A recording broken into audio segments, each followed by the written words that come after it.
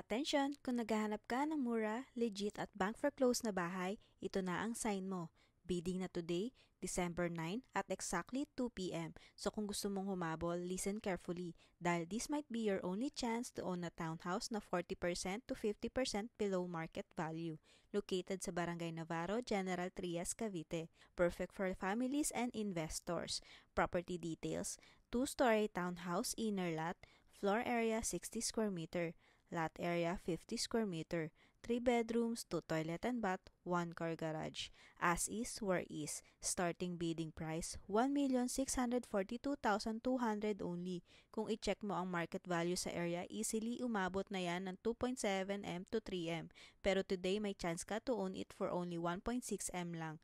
Sample computation para may idea ka kaagad. Starting bid, 1,642,200. 10% down payment, 164,220. Less 50,000 reservation fee, so net DP 114,220. 90% bank loan, 1,477,980. Estimated monthly amortization for 20 years, around 11,000 to 12,500 per month. Depende sa bank interest rate. Isipin mo, 3-bedroom townhouse sa General Trias, monthly mo, halos katulad lang ng renta. Free house tour and bidding assistance. Kung first time mong sasali sa bidding, don't worry. We will guide you step by step. Pwede ka pang humabol today. Huwag mo nang palampasin. Bidding is today at 2 p.m. Message us now before it's too late.